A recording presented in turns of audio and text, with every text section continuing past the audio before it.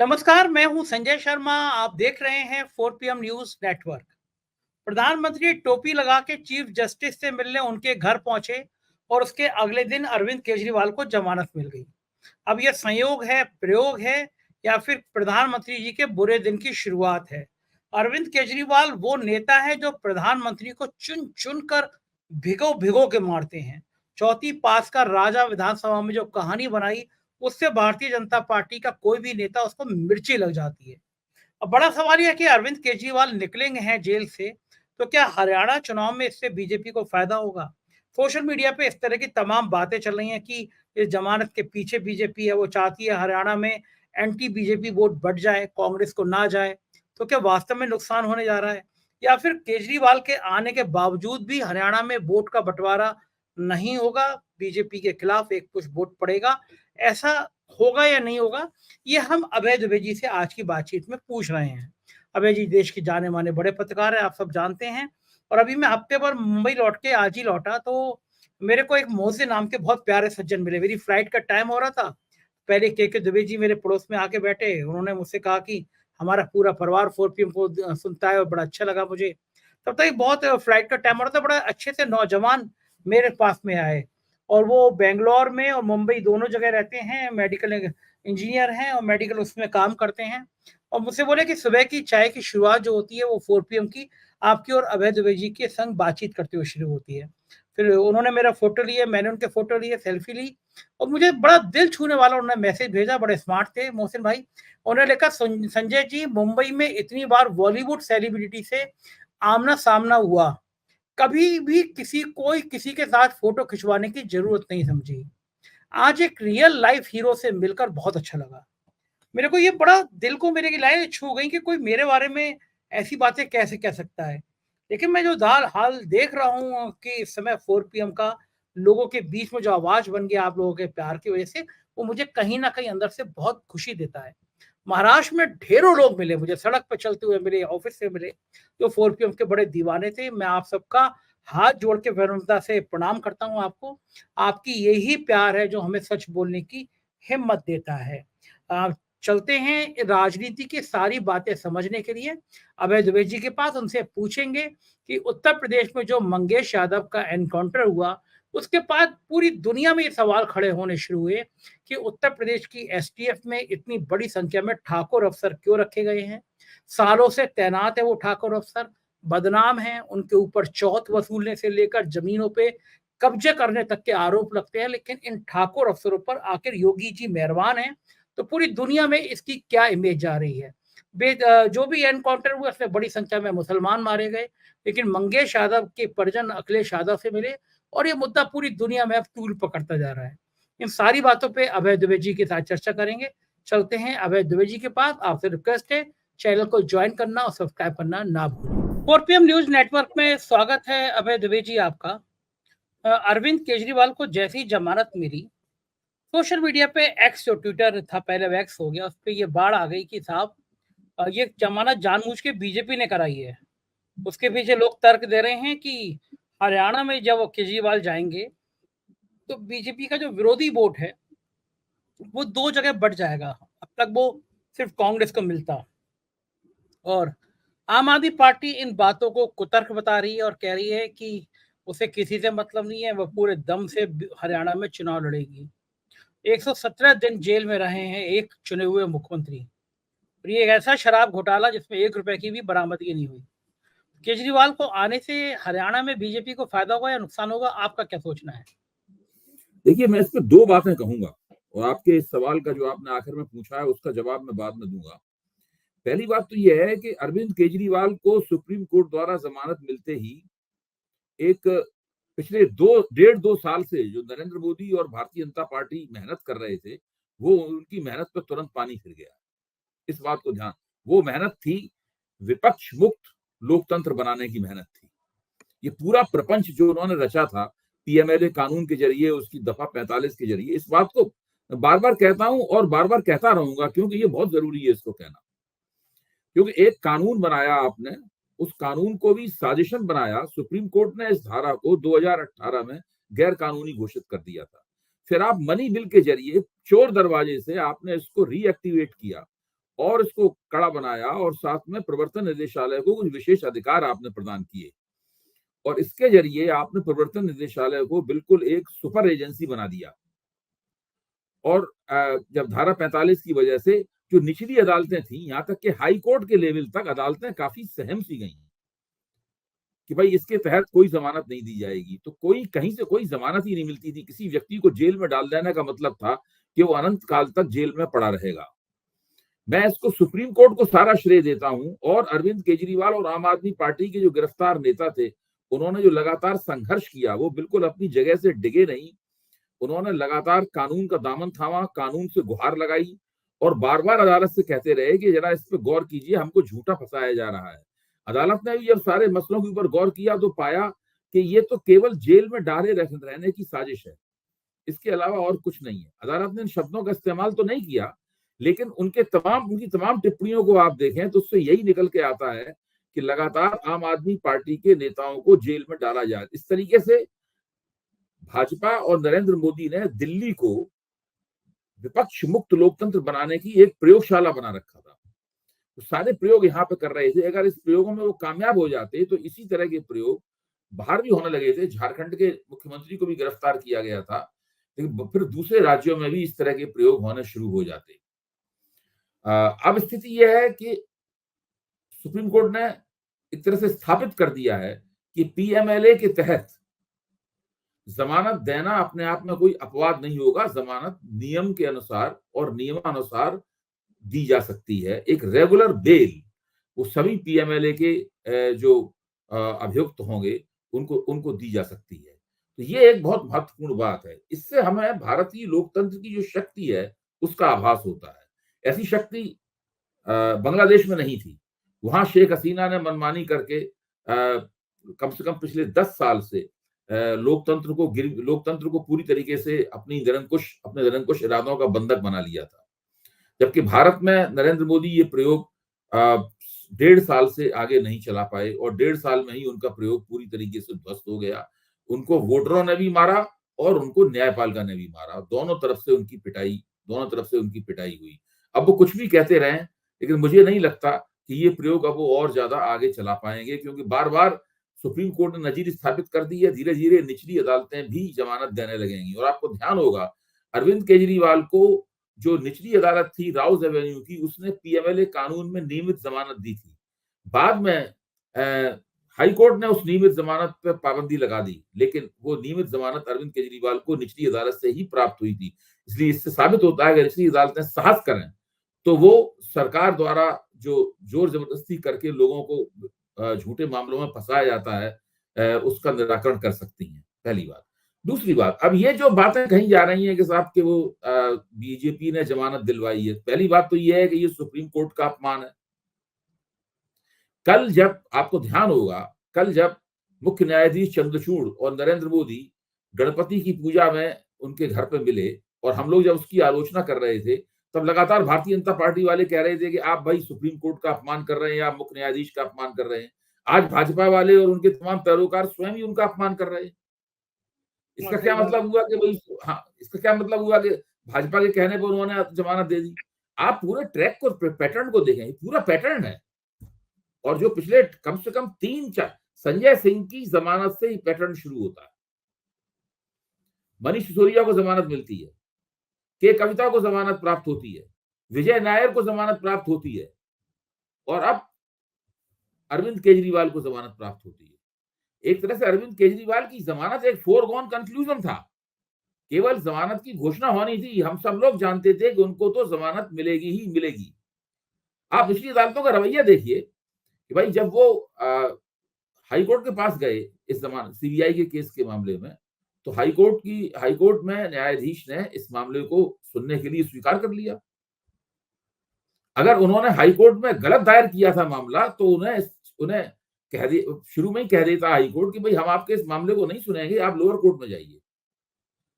लेकिन उस मामले को उन्होंने सुना, समय लगाया उसके अंदर, उसके बाद फैसला रिजर्व रखा और उसके बाद कह दिया कि अब आप लोअर कोर्ट में जाइए।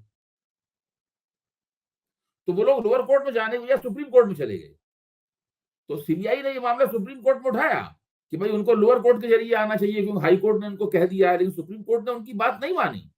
जो मनीष सिसोदिया के मामले में उन्होंने कहा था कि ये न्याय, ये पूरे एक नाइंसाफी होगी अगर हम दोबारा इनको सांप सीढ़ी का जैसा खेल खेलते हुए दोबारा फिर से इनको हम लोअर कोर्ट में भेजें।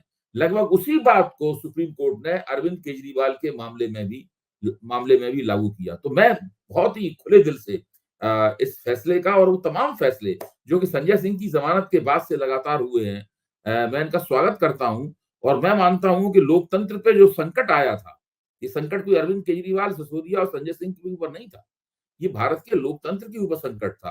तो संकट आया हुआ था, वो संकट आज कम से कम निबट गया है। अब दोबारा देखिए भारतीय जनता पार्टी वाले लोकतंत्र को सीमित करने के लिए क्या साजिश करते हैं। अब फिर से मैं आता हूँ जी। अबे जी, एक अगले सवाल से पहले ये पूछूंगा मैं आपसे कि हाँ, अदालत में सीबीआई को तोता, मैना और जाने क्या क्या कहा, क्या उनकी खाल पे कोई असर पड़ता है या ये कोई आदी हो असर चुके नहीं हैं? पड़ता। देखिए ये लोग हुक्म के गुलाम है।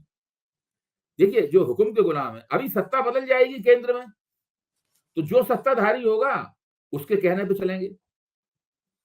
है क्या कि सरकार जब अपनी संस्थाओं को स्वायत्तता देगी, ऑटोनॉमी देगी, तो ये खुद अपना दिमाग भी लगाएंगे। ये किसी बात में दिमाग ही नहीं लगाते।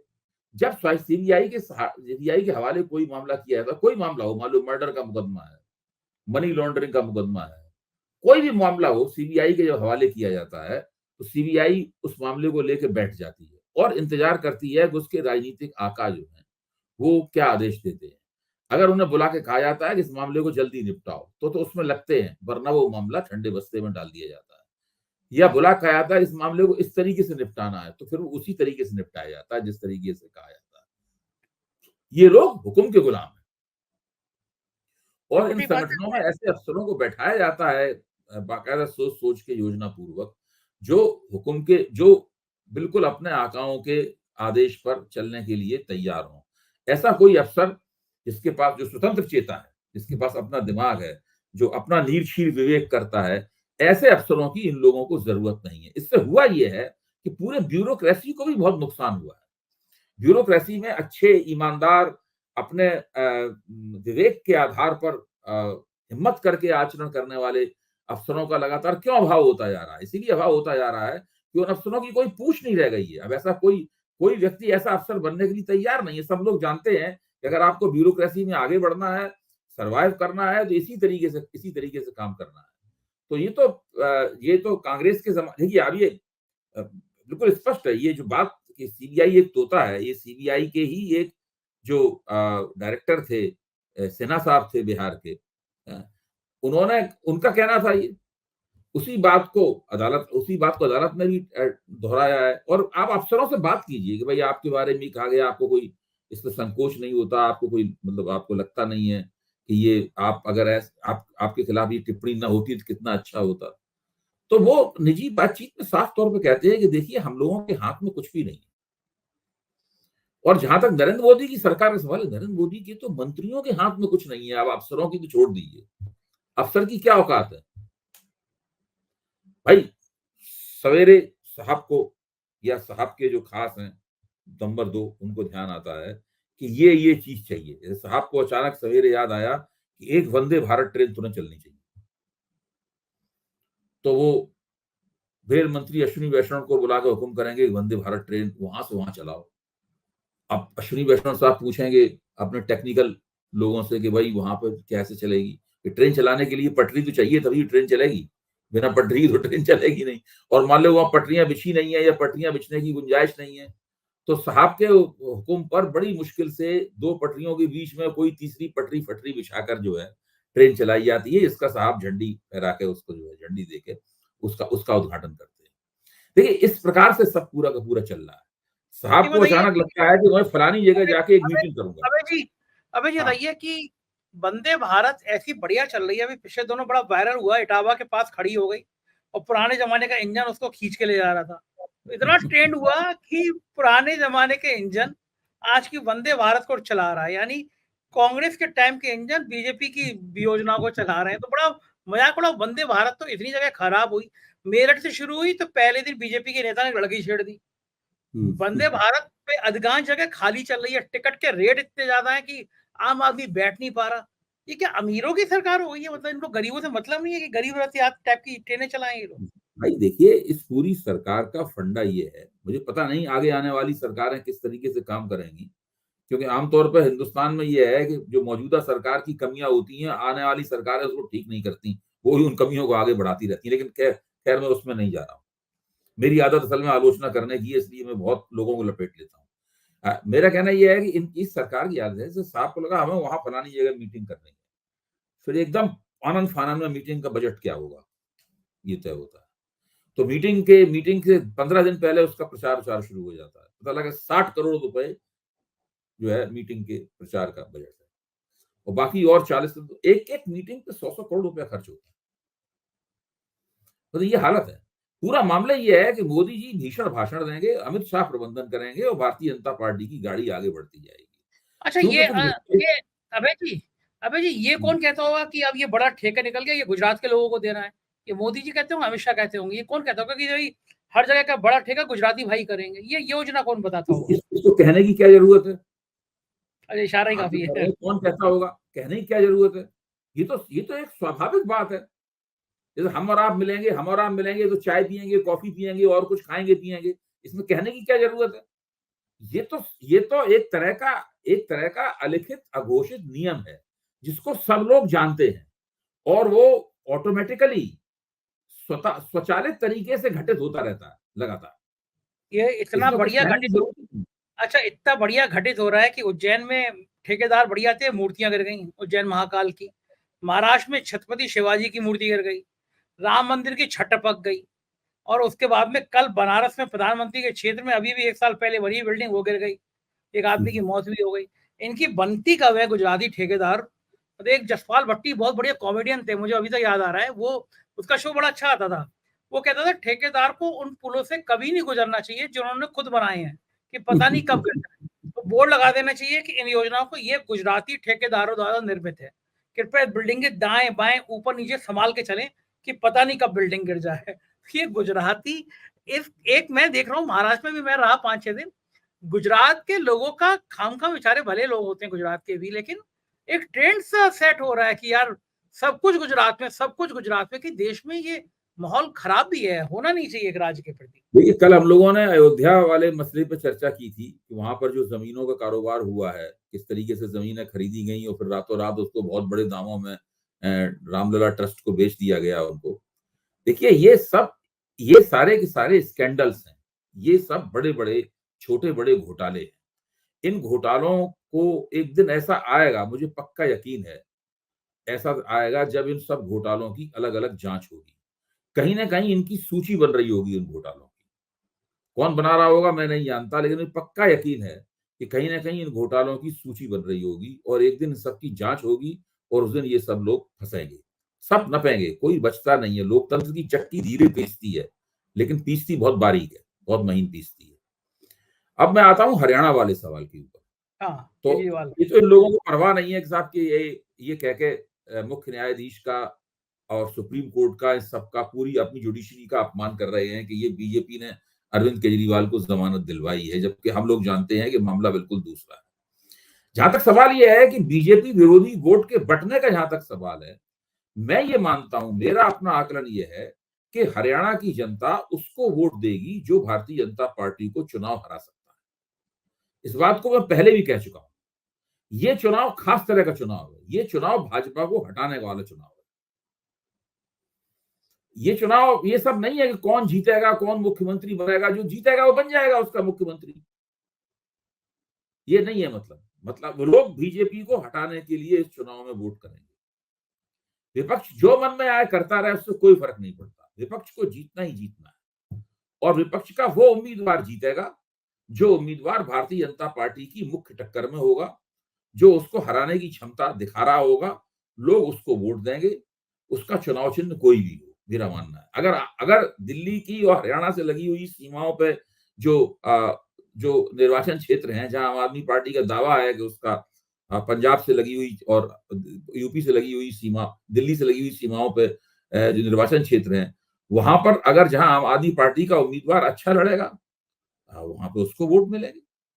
वहां हो सकता है कि उसकी टक्कर कांग्रेस से हो जाए, भारतीय जनता पार्टी तीसरे नंबर पर पहुंच जाए, कुछ भी हो सकता है। मुझे नहीं लगता कि कोई भाजपा विरोधी वोट कोई बटने जा रहा है। और दूसरे अच्छा दूसरे ये कहना कि भाजपा का कोई हरियाणा में एक वोट है, ये जो एनालिसिस चल रहा है ना कि भाजपा का हरियाणा में एक वोट है, वो भाजपा ले ही लेगी और उसके विरोधी वोट बट जाएंगे। जब एंटी इनकम्बेंसी होती है तो आपका कोई वोट नहीं होता, आपके वोट बिखरते हैं। यही एंटी इनकम्बेंसी का इम्पैक्ट होता है। अगर एंटी इनकम्बेंसी किसी पार्टी का, सत्तारूढ़ दल का वोट बिखेर नहीं रही है तो किस बात की एंटी इनकम्बेंसी? ठीक बात, बिल्कुल ठीक बात है। लेकिन अगर आपको क्या लगता है, अगर कांग्रेस और आम आदमी पार्टी सीटों के समझौते के बाद लड़ती, गठबंधन के रूप में लड़ती, तो ज्यादा फायदा होता?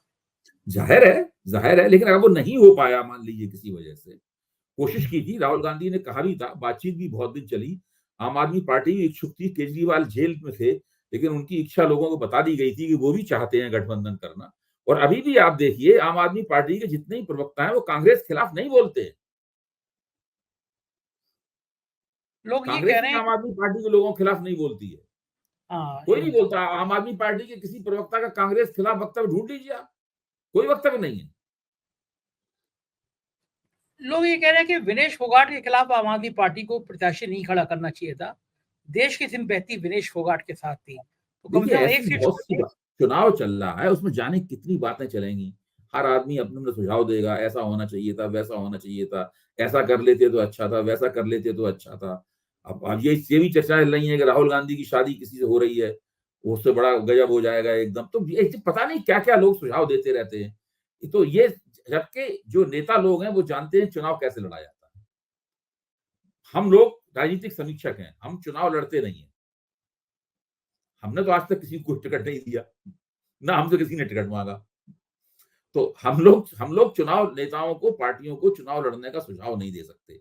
उन्होंने जो काम, हम ये नहीं कह सकते आपको ये करना चाहिए था, उन्होंने जो काम किया है उसकी समीक्षा हम कर सकते हैं। ये बात तो ठीक है। अच्छा, अरविंद केजरीवाल के इस समय बाहर आ जाने पे, जब दिल्ली का विधानसभा चुनाव कुछ महीने बचे हैं, उसका क्या असर होगा? दिल्ली के विधानसभा चुनाव की रणनीति क्या बेहतर हो पाएगी आम आदमी पार्टी की? भाई, इसमें तो कोई शक ही नहीं है कि अरविंद केजरीवाल केवल आम आदमी पार्टी के नेता नहीं है, बल्कि दिल्ली के एकमात्र नेता हैं, जो पिछले 2013 के बाद से जो हालात बने हैं, 2013 में आम आदमी पार्टी ने पहला चुनाव लड़ा था, उससे दिल्ली में जो हालात बने हैं उसमें हुआ ये है कि अरविंद केजरीवाल की नेता के तौर पर अरविंद केजरीवाल की हस्ती लगातार मजबूत होती गई है। और ये कांग्रेस का और भाजपा का दुर्भाग्य है और उनकी अपनी अक्षमता है कि वे इतने लंबे समय में भी दिल्ली में कोई नेता नहीं खड़ा कर पाए। आज भी भारतीय जनता पार्टी के पास कोई ऐसा नाम नहीं है, ऐसी कोई हस्ती नहीं है जिसको वो कहे कि भाई ये हमारा नेता है। आप देखिए, भाजपा ने कितने लोगों को नेता बना के चुनाव लड़ा है। मदन लाल खुराना भाजपा के पहले मुख्यमंत्री थे। मदन लाल खुराना को हटाया गया, साहेब सिंह वर्मा को बनाया गया। फिर साहेब सिंह वर्मा को हटाया गया, सुषमा स्वराज को बनाया गया। और वो चुनाव इसमें शीला दीक्षित ने भाजपा को हराया था पहली बार। वो चुनाव सुषमा स्वराज के नेतृत्व में भाजपा लड़ रही थी। वहां पे इनकी पराजय होती है। उसके बाद 2013 में हर्षवर्धन को भाजपा ने अपना चेहरा बनाया, भाजपा वो चुनाव भी नहीं जीत पाई। उसके बाद 2015 के चुनाव में किरण बेदी को चेहरा बनाया गया। किरण बेदी खुद भी अपना चुनाव हार गई और भाजपा की केवल 3 सीटें रह गई। 2020 के चुनाव में किसी को भाजपा ने चेहरे के तौर पर नहीं उतारा। और आज भी भाजपा को नहीं पता है कि उनका मुख्यमंत्री पद का उम्मीदवार कौन होगा। कांग्रेस को भी नहीं पता है कि मुख्यमंत्री पद का उनका उम्मीदवार कौन होगा। तो दिल्ली की जनता के दिमाग में तो एक ही व्यक्ति है जो मुख्यमंत्री, जिसकी शक्ल मुख्यमंत्री का पर्याय है, मुख्यमंत्री का पर्यायवाची है, उसका नाम है अरविंद केजरीवाल। तो अरविंद केजरीवाल के बाहर आने से विधानसभा के चुनाव पर एक निर्णायक असर पड़ेगा। कहने वाले जो भी कहते रहें, मेरा मानना है कि अब आम आदमी पार्टी की जो चुनाव के लिए मुहिम होगी वो बहुत ही मजबूत होगी। और बहुत जल्दी ही आप देखेंगे कि वो जो एक एक जो शक के बादल थोड़े से पैदा हो गए थे लगातार नेताओं की गिरफ्तारी से, इस प्रचार से कि ये सब शराब घोटाला वगैरह, वो शक के बादल भी बहुत जल्दी छट जाएंगे। क्योंकि केजरीवाल के अंदर एक ऐसी खास बात है जो कि सिर्फ नेता में ही, नेता का जो एक स्वाभाविक गुण होता है वो उनके अंदर है। आपको ध्यान होगा जब वो लोकसभा चुनाव में थोड़े दिन के लिए छूटे थे, तभी उन्होंने वो सवाल उठा दिया था कि अब योगी आदित्यनाथ को साफ किया जाएगा और उनको अमित शाह को मुख्यमंत्री बनाया जाएगा। तो वो उस सवाल से भाजपा के हलकों में भगदड़ मच गई थी। ये काम केवल केजरीवाल कर सकते हैं। वो जो है इन सब की खुराफातों में, चूंकि वो इतना स्ट्रांगली बोलते हैं, उसका मैसेज बहुत दूर तक जाता है। इस बीच में आज एक बड़ी घटना ये हुई कि एक सोशल मीडिया पे वायरल हो रहा था कल कि तमिलनाडु के एक बड़े व्यापारी हैं, अन्नपूर्णा योजना चलाते हैं। उन्होंने जीएसटी पे कुछ सवाल पूछ लिए थे भरी मीटिंग में। तो निर्मला सीतारमन के सामने माफी मांगता हुआ वीडियो वायरल हो रहा है। मतलब इस सरकार में बड़े साहब तो बड़े मियाँ, तो बड़े मियाँ, छोटे मियाँ सुभान अल्लाह। मतलब मोदी और अमित शाह के खिलाफ बोलना तो गुनाह था। वित्त मंत्री से अगर पूछ ले कोई बड़ा उद्योगपति कि जीएसटी की दरें अलग-अलग क्यों है, तो उसका ये हाल कर देंगे कि उसे वित्त मंत्री के सामने हाथ जोड़कर माफी मांगनी पड़ेगी। देश में इस तरह की चीजों के संदेश क्या जाते हैं अभय जी?